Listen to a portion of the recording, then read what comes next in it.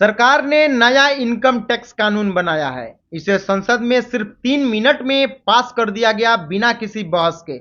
इस कानून में कुल 285 बदलाव किए गए हैं ताकि टैक्स सिस्टम को आसान और साफ बनाया जा सके। अब इस नए टैक्स सिस्टम में क्या क्या बदल गया है, तो सबसे पहली आईटीआर नहीं भरा फिर भी आपको रिफंड मिलेगा। जी हाँ, अगर आपकी आमदनी टैक्स देने लायक नहीं है लेकिन आपने कुछ टैक्स कटवाया है जैसे बैंक में एफडी पर, तो अब आप आईटीआर फाइल किए बिना भी अपना पैसा वापस रिफंड मांग सकते हैं।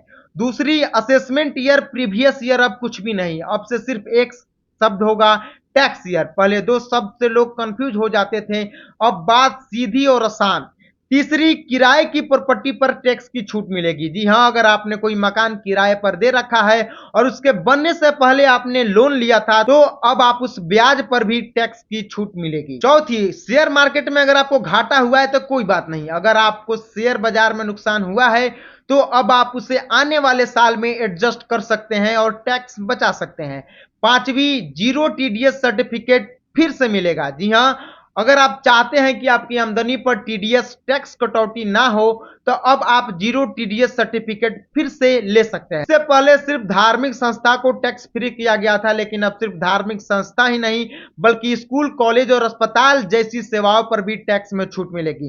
कुल मिलाकर फायदा किसको हुआ? तो आम आदमी को हुआ, क्योंकि चीजें अब सिंपल और क्लियर हो गई।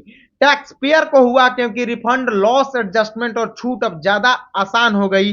समाज सेवियों को हुआ क्योंकि धर्म, शिक्षा और इलाज से जुड़े कामों को अब टैक्स फ्री कर दिया गया है।